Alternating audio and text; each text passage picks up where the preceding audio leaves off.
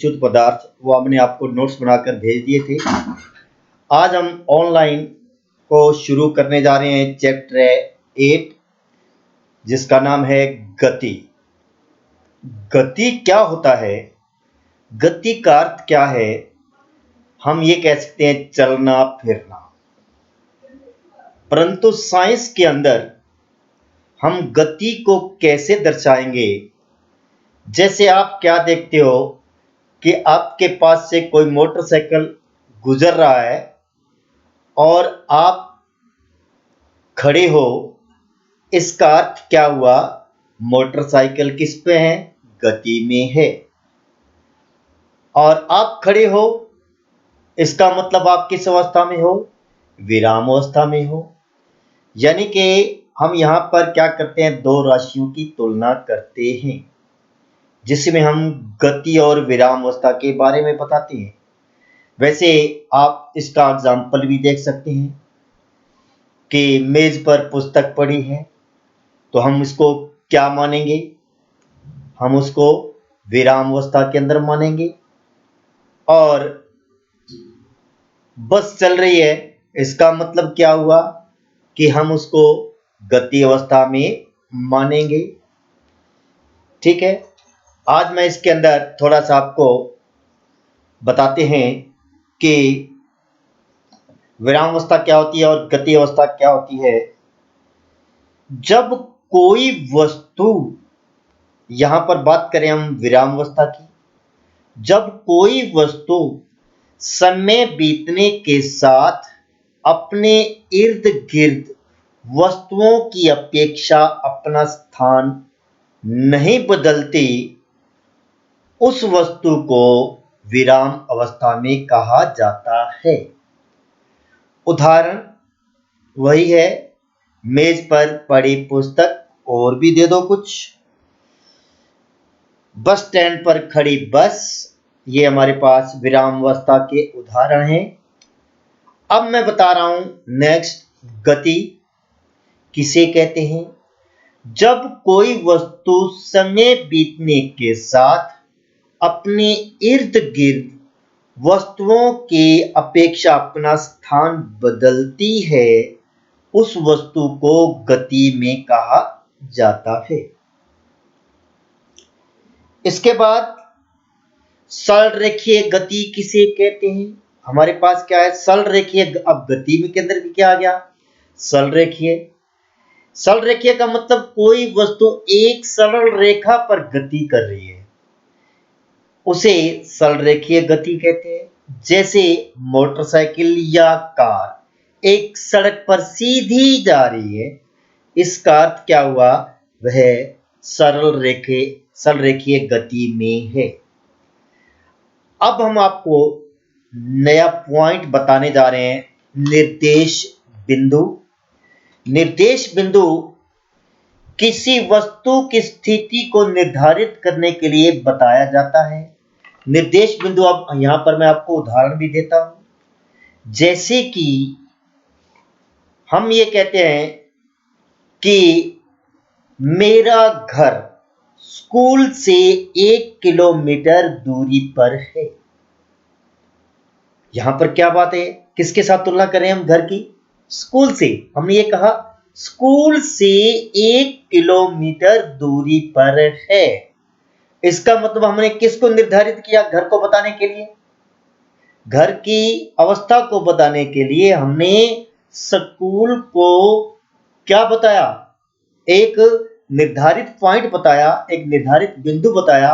इसी को हम क्या कहते हैं? निर्देश बिंदु। यानी कि हम निर्देश बिंदु को किस प्रकार व्यक्त करेंगे? जब हम किसी वस्तु की स्थिति को निर्धारित करते हैं तो उसे क्या कहते हैं? निर्देश बिंदु कहते हैं, और इसे मूल बिंदु भी कहा जाता है। इसे मैंने उदाहरण के द्वारा समझाया है। मेरा घर या आपका घर स्कूल से 1 किलोमीटर दूरी पर है। इसका अर्थ क्या हुआ कि यहां पर स्कूल क्या है? स्कूल से घर 1 किलोमीटर दूरी है, इसलिए स्कूल क्या है? निर्देश बिंदु है। अब मैं आपको एक चीज और ही बताना चाहता हूं। एक हमारे पास बात आती है भौतिक राशियां। भौतिक राशियां क्या होती हैं? जैसे उदाहरण के तौर पर मैं ये कह रहा हूं, ये कमरा आप घर के अंदर देखते हो, कोई वस्तु देखते हो, उसको आप माप सकते हो। कमरे के अंदर बैठे हो, कमरे को माप सकते हो। इसका मतलब क्या हुआ? अब रोने को माप सकते हो? नहीं। हंसने को माप सकते हो? नहीं। ये पदार्थ, ये इसके अंदर एक पिछले चैप्टर के अंदर हमारे आसपास के शुद्ध पदार्थ में ये आया था कि निम्नलिखित में पदार्थ और पदार्थों को छांटे। उसके अंदर बीच में क्या आया था? क्या आया था? सोफा आया था, कुर्सी आई थी, हंसना आया था, घृणा आई थी, स्नेह, स्नेह का मतलब प्यार आया था। अब स्नेह, घृणा, रोना, हंसना, ये जो है पदार्थ नहीं है, ये पदार्थ नहीं है। इसी तरह हम भौतिक राशियों में भी इसकी बात करते हैं। भौतिक राशियों में हम इनको माप नहीं सकते। घर के अंदर आपके पास सोफा पड़ा, ये पदार्थ भी है और इसको भौतिक राशि भी कहते हैं क्योंकि हम इसको माप सकते हैं। ठीक है ना? रोने हंसने को हम माप नहीं सकते, इसलिए न तो वो पदार्थ है और न ही भौतिक राशियां हैं। इसका अर्थ क्या हुआ? भौतिक राशियां हम किसके द्वारा व्यक्त करते हैं? इसका अर्थ ये हुआ कि भौतिक राशि वे राशियां होती हैं जिसको हम माप सके, वो क्या कहलाती है? भौतिक राशियां कहलाती है। उदाहरण के तौर पर मैंने दिया है, यहां पर एक उदाहरण दिया है, नोट के अंदर दिया है। उदाहरण के अंदर कमरे की लंबाई को मापना। कमरा क्या है? एक भौतिक राशि है क्योंकि हम उसकी लंबाई को माप सकते हैं। बुक भी एक भौतिक राशि है क्योंकि हम उसको माप सकते हैं। कितना टाइम हो गया? अच्छा, माप सकते हैं, परंतु रोना हंसना ये भौतिक राशियां नहीं है क्योंकि हम इसको माप नहीं सकते। अब इसके बाद एक आता है, एक आपने सुना होगा परिणाम, और एक आपने ये नई बात आई है परिमाण। परिमाण आया है। परिणाम का मतलब जैसे आपका रिजल्ट होता है, हम जो काम करते हैं उसके बारे में हमें क्या मिला, हम उसको क्या बातें कहते हैं? परिणाम, परिणाम कहते हैं। परंतु परिमाण उससे अलग है। परिमाण का मतलब क्या है? उसको मापने के लिए जिस अंकीय मान का प्रयोग करते हैं, मापने के लिए अंकीय मान का प्रयोग करते हैं, वो क्या कहलाता है? परिमाण कहलाता है। उदाहरण के तौर पर मैंने एक फुट्टा लिया या मीटर पैमाना लिया या फुट्टे का पैमाना लिया।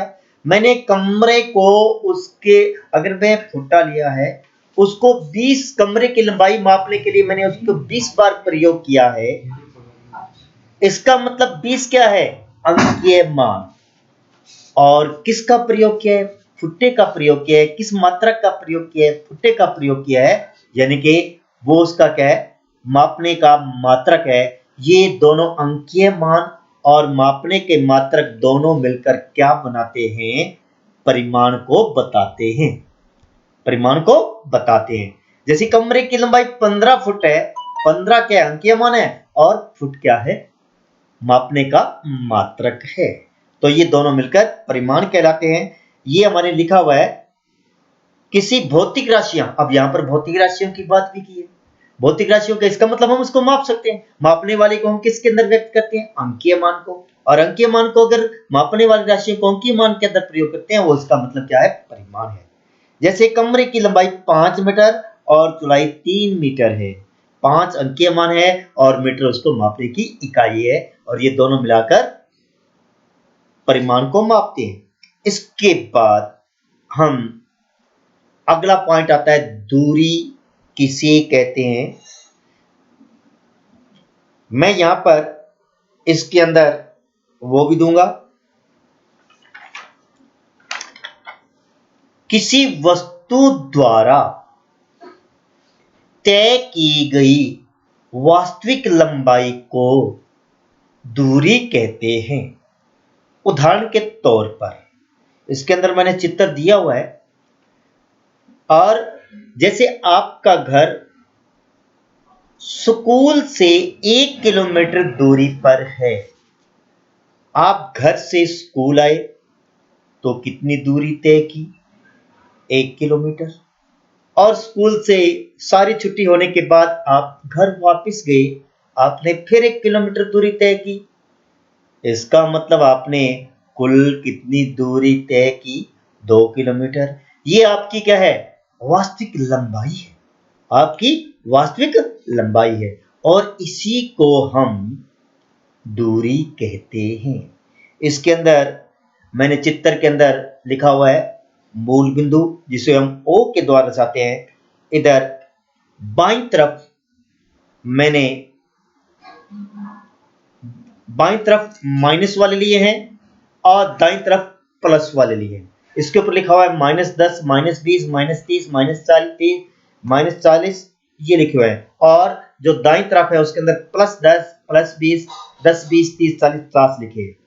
और इसके अंदर लिखा हुआ है एक वस्तु O से A और A से B, B से C तथा C से D तक पहुंचती है तो वस्तु द्वारा तय की गई दूरी क्या होगी?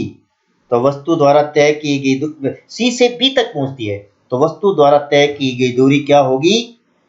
देखो, O से A जो 20 मीटर दूरी पर है और A से B ये भी 20 मीटर दूरी पर है। कुल मिलाकर कितने हो जाएंगे? ये 80 मीटर हो जाएंगे। इसके बाद ये थोड़ा सा बताना है। चलो कोई बात नहीं, इतना बोले हैं?